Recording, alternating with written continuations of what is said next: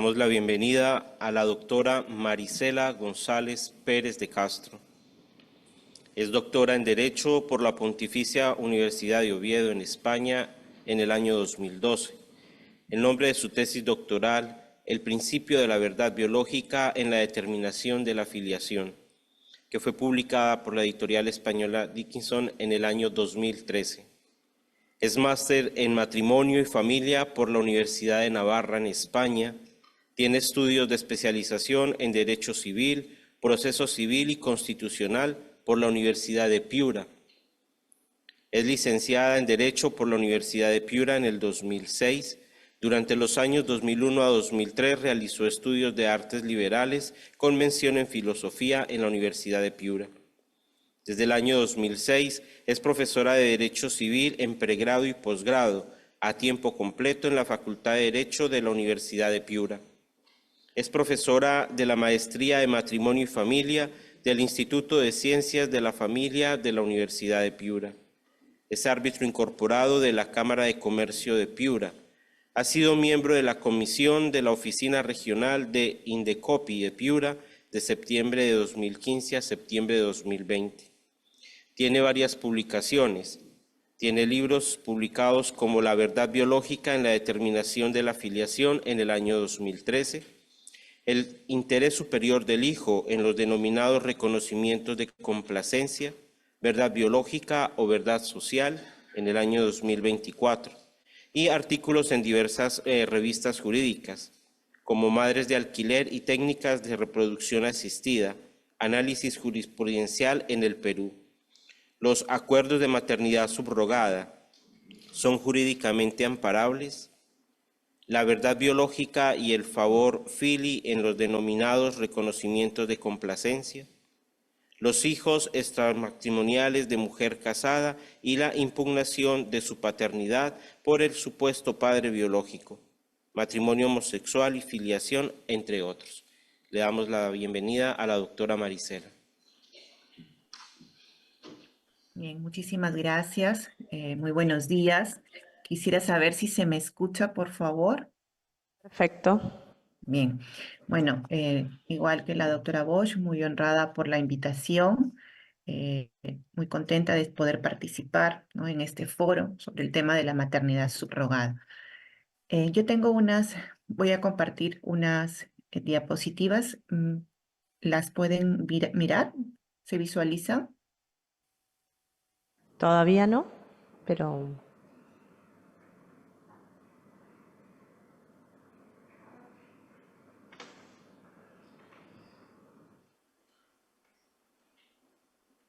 Marisela, ya estás compartiendo Ahí está, ahora sí. Sí, perfecto. Bien, el enfoque de mi ponencia es desde el punto de vista del interés superior del niño. ¿Qué pasa con este principio, ¿no?, que irradia en realidad todo el ordenamiento jurídico, todos los ordenamientos jurídicos? Incluso tenemos, ¿no?, la Convención sobre los Derechos del Niño, donde se establece claramente que el interés del niño debe ser superior y que todo el ordenamiento o todos los ordenamientos jurídicos, ¿no?, deben aplicar siempre lo que más beneficia al menor. ¿Qué pasa con este interés, ¿no?, frente a el tema de la maternidad subrogada? Bien, como sabemos, el derecho de filiación, ¿no?, desde la época, desde el inicio, desde el derecho romano, parte o tiene como base la cópula sexual entre el hombre y la mujer. Sin embargo, con la maternidad subrogada y en general con las técnicas de fecundación asistida que son necesarias para que se lleve a cabo esta maternidad subrogada, rompen, ¿no?, esta manera natural, ¿no?, de concebir un hijo. Hoy en día, ¿no?, las técnicas de fecundación artificial, la maternidad subrogada, implican muchas veces, ¿no?, la fabricación de un hijo en un laboratorio, ¿no? Es decir, ya los niños no nacen de la unión, ¿no?, o de la relación entre una pareja, sino de una manera, pues, más fría, como es su concepción fuera del vientre materno, ¿no? En el Perú, ¿no?, por ejemplo, hay ya muchas sentencias, muchos casos de maternidad subrogada, pese, ¿no?, a que No tenemos una ley de técnicas de fecundación artificial, como he visto que lo tiene Argentina, y pues se viene desarrollando desde hace más de 20 años esta técnica sin ninguna regulación. Han habido ya muchos casos, ¿no? Y declaraciones, por ejemplo, de médicos de una clínica limeña donde efectivamente, ¿no? Nos dice, por ejemplo, que cómo se extraen, ¿no? Los gametos masculinos y femeninos, cómo se forman embriones, ¿no? Fuera del útero materno y cómo se realiza este proceso en una incubadora, como dice aquí, en un laboratorio por 3 días, ¿no? Hasta la formación de un embrión de 8 células. En el Perú, hace poco ha llegado un caso al Tribunal Constitucional sobre maternidad subrogada, ¿no? Como les comenté, no hay una regulación. Podría ser, por así decirlo, la oportunidad del Tribunal Constitucional al analizar este caso de pronunciarse, ¿no? Sobre la licitud o ilicitud, ¿no? De esta técnica. Y en este caso, que ya saldrá un poco más adelante, se ve como el médico, ¿no? También obtiene 5 embriones, ¿no? Hay unos embriones, unos niños que presentan alteraciones genéticas, ¿no? De causa paterna, y cómo todo este proceso se hace también fuera, ¿no? Del útero materno. En este proceso que está, como les digo, por resolverse en el Tribunal Constitucional, del informe médico se observan también muchas cuestiones que afectan no solo al niño, sino también a la madre. Por ejemplo, se observa una discriminación eugenésica de los concebidos. El médico habla, ¿no? De que hay unos embriones, unos niños que son favorables y otros niños que son desfavorables por haber nacido o tener estas alteraciones genéticas. Ello da a entender que los concebidos o los niños que no tienen problemas médicos son superiores a esos niños que son enfermos. Luego, en este procedimiento, en este caso, no se verifica, por ejemplo, que haya un consentimiento informado de la madre gestante, ¿no?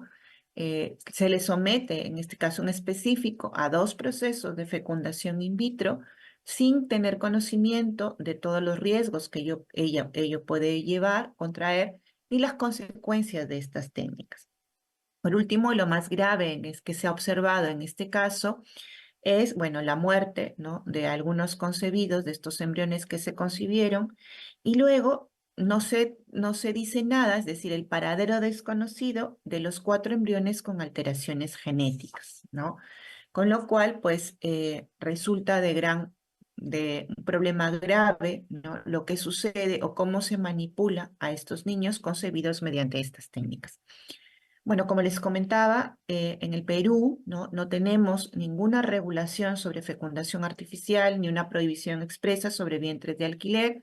Solo hay un artículo 7 en la Ley General de Salud, ¿no? Donde dice que toda persona, pues como que tiene derecho, ¿no? Al uso de técnicas de reproducción asistida. Este panorama, que no solo se ve en Perú, sino en otros países de Latinoamérica, implica, ¿no? Que las clínicas que llevan a cabo los vientres de alquiler se autorregulen, ¿no? Es decir, no sabemos cuál es el procedimiento que utilizan, qué hacen con esos embriones sobrantes, ¿no? Con lo cual, pues ya vemos que hay una afectación, ¿no? A distintos tratados internacionales que protegen los derechos del concebido, en especial la Convención sobre los Derechos del Niño. Los vientres de alquiler se fundamentan, ¿no? Sobre un supuesto derecho a la procreación, ¿no? Es decir, que las personas tendrían derecho a tener un hijo a toda costa, ¿no? Desde un punto de vista natural, conocemos pues que toda persona tiene una inclinación, ¿no? Las personas tienen una inclinación a tener una familia y a tener descendencia. Sin embargo, este enfoque dado desde los vientres de alquiler y las técnicas de fecundación artificial de concebir a un hijo, ¿no? Como tener un hijo a toda costa, implica cambiar la visión del niño, ¿no? Es decir, la persona, el ser humano, el niño, el concebido, es sujeto de derecho. Tratar, o a través de la técnica de fecundación artificial y del vientre de alquiler, el niño se convierte en un objeto de derecho, ¿no? como los bienes, una casa, ¿no? Un auto. De esa misma manera es tratado el niño en la utilización de estas técnicas. En el Perú hubo un caso muy significativo, ¿no? Que se llevó una técnica de fecundación artificial que se llevó a cabo en Lima. Nace una niña llamada Mariana de los Ángeles, concebida mediante fecundación in vitro. Y la niña nace con una serie de enfermedades, ¿no? Nace con cardiopatía congénita, ¿no? Hipertensión pulmonar, complicaciones en el hígado, el riñón y síndrome de Down, ¿no? Por todo ello, ¿no? Los padres que realizan la técnica de fecundación artificial pensaban, ¿no? Demandar a la clínica limeña porque les habían ofrecido o les habían dado un producto fallado. De esta manera, ¿no? Hablaban los mismos padres de su propia hija, ¿no? Y dice la madre, pagué por una selección genética, ¿no? Dice, pagué por los mejores embriones. Y decía que, pues, que ella, si hubiera sabido que estos niños venían, esta niña venía enferma y de esta manera prácticamente daba a entender que lo habría abortado, ¿no? Con lo cual, pues estas expresiones, ¿no? Son totalmente denigrantes para la dignidad de un menor, ¿no? Y de cualquier persona, pues que tenga una discapacidad, hoy que hay tanta protección, ¿no? A las personas discapacitadas, que ya no se les llame incapaces, pues es contrario totalmente, ¿no? A la dignidad de un ser humano y por lo tanto del hijo. El hijo nunca, un niño nunca puede ser objeto de derecho, ¿no? Siempre es un sujeto de derecho. Por lo tanto, pues las técnicas de fecundación artificial y los vientres de alquiler, al convertir a este niño en objeto de derecho, vulneran una serie, ¿no? de derechos fundamentales del niño. Por ejemplo, ¿no? Sabemos que hay embriones sobrantes en la realización de las técnicas. Estos embriones muchas veces son destinados a la investigación en algunos países, otras veces son donados e incluso son destruidos. En el ordenamiento peruano, por ejemplo, en Perú, no sabemos el número exacto, ¿no? de embriones congelados, no sabemos lo que se hace con ellos, no tenemos ningún control, con lo cual, pues imagínense, la afectación aún es mayor, ¿no? En el Perú tenemos el Código de los Niños y Adolescentes que establece claramente que el concebido es un niño, ¿no? Hace poco nos contaba, hemos tenido también en la Universidad de Piura un congreso sobre derecho civil, ¿no? Y uno de los ponentes en derecho de familia comentaba una experiencia familiar muy cercana, ¿no? Comentaba que su hermana se practicó un vientre de alquiler en el Perú hace ya varios años, congeló los embriones, bueno, tuvo éxito, ¿no?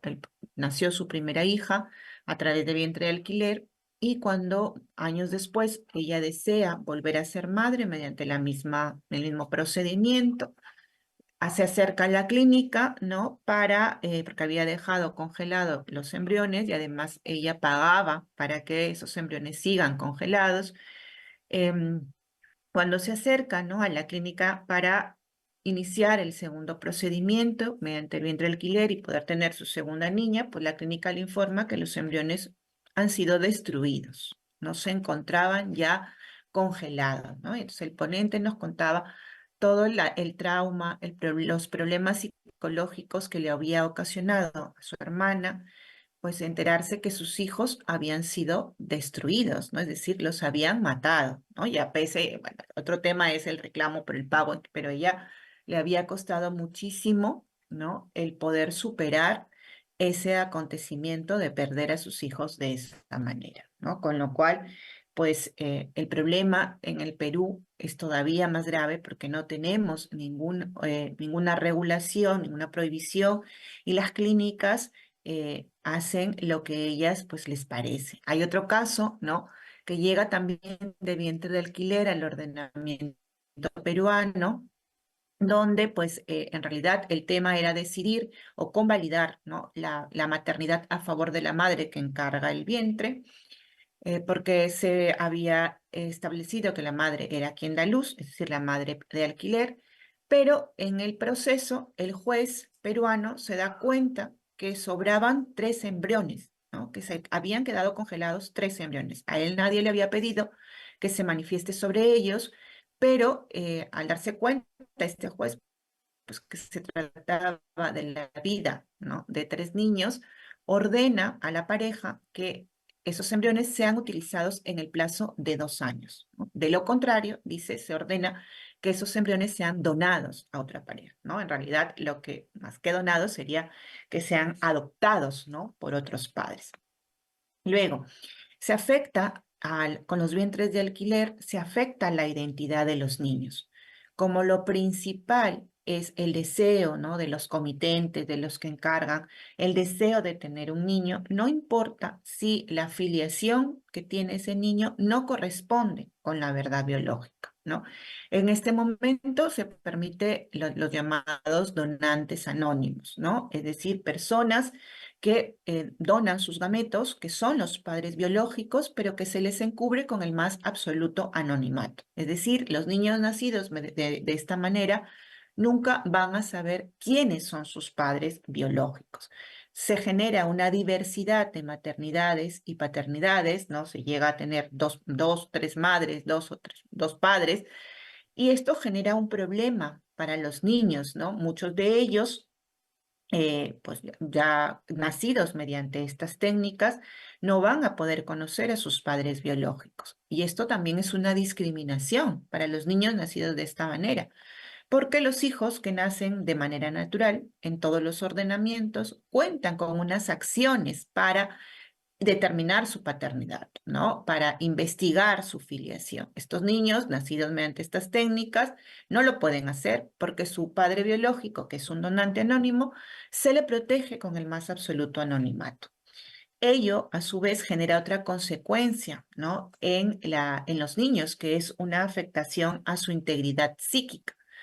¿Por qué? Porque los nacidos, ¿no? Mediante estas técnicas, cuando crecen, y se enteran, ¿no? de que han sido concebidos mediante esta técnica, se le genera todo una serie, ¿no? de problemas psicológicos.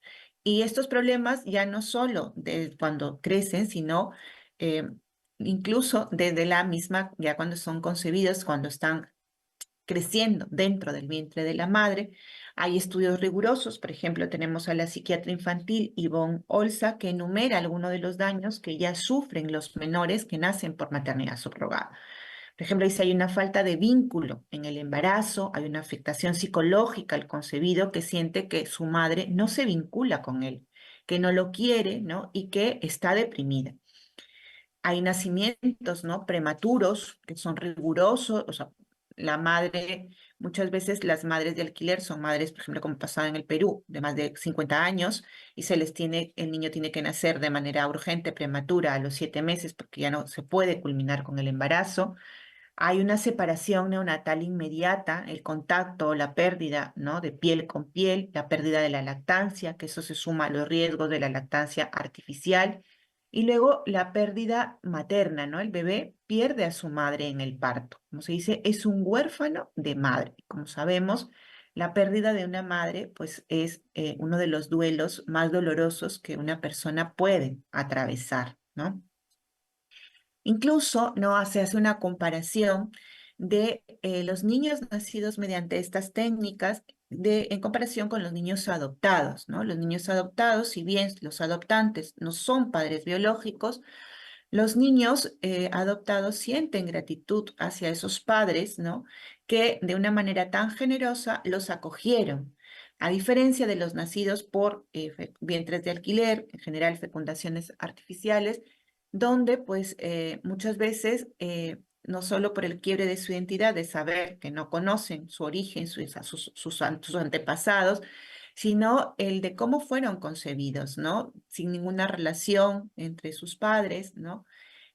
Hay foros, incluso ustedes pueden mirar, ¿no? de la afectación o los comentarios que hacen los nacidos mediante estas técnicas, ¿no? Y cómo intentan muchas veces buscar a su padre biológico y no lo logran, ¿no? A diferencia del adoptado que tiene un derecho incluso a conocer su origen biológico y se le facilita, ¿no? El conocer quiénes fueron sus padres, se le cierra totalmente esta puerta, ¿no? A los niños nacidos mediante estas técnicas.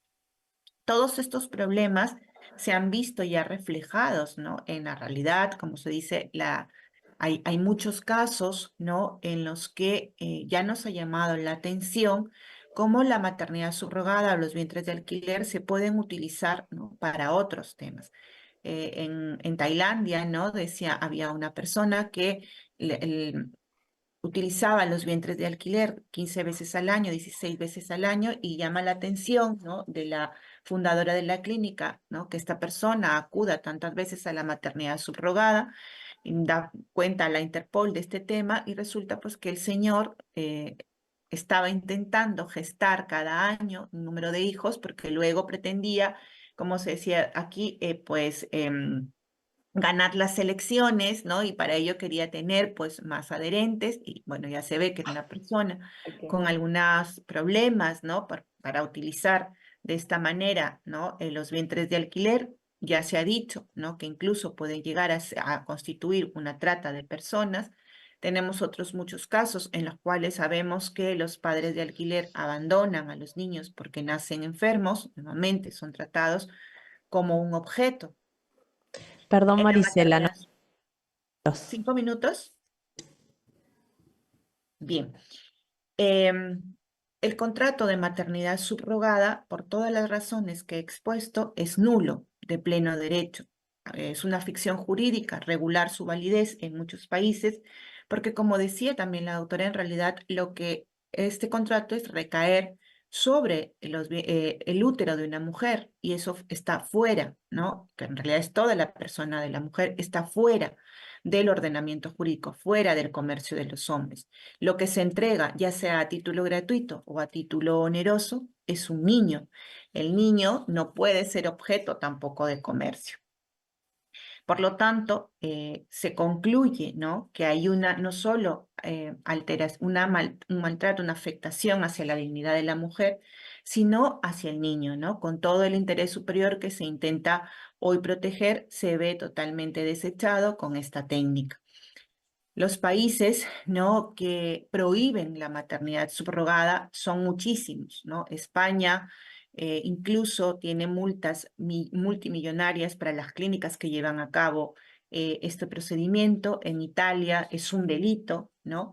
Y por ello, pues hoy en día tenemos el tema de la Declaración de Casablanca, ¿no? Que ha continuado el tema, un poco lo que ha declarado el Parlamento Europeo, que ha incluido la explotación de la gestación subrogada como un caso mínimo de trata de personas, al igual que la esclavitud y la prostitución forzada.